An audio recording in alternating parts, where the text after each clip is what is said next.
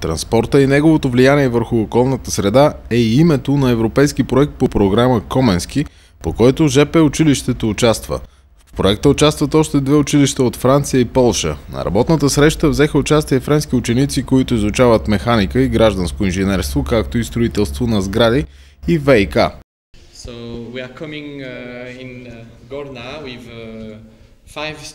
Дойдохме в Горна Оряховица с 5 ученика.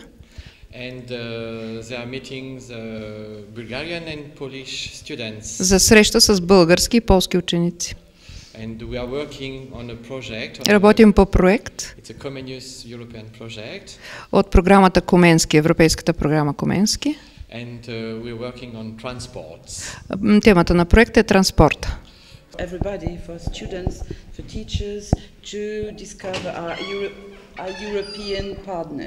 И такива проекти са едно средство за всички ученици от цяла Европа да опознават страните си, културите си.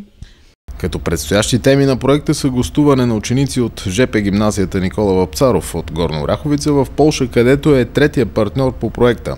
Там участниците от България, Франция и Полша ще имат възможност да се запознаят с спецификата на водния транспорт.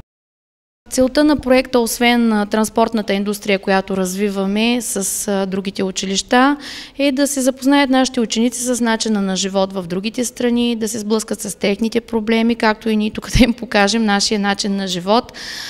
Също така нашите красоти, които имаме в България. Нашите ученици имаха възможност да разгледат пролета Ош, който е известен с това, че е града на Д'Артанян, намира се на 75 км от Тулуза.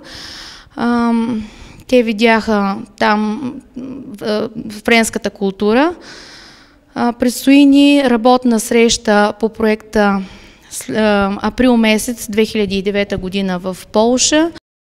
Оказва се, че финансирането от българска страна отново е пречка. В сравнение с останалите партньори по проекта, българското училище работи с най-малко средства, определени за тази дейност. Стойността от българска страна е 9000 евро. На поляците не знам защо, тяхната агенция отпуска 12 000 евро, а на французите 16 000 евро. Трудностите, които срещаме по проекта, са по тази причина, че на нас ни се отпускат в България най-малко пари.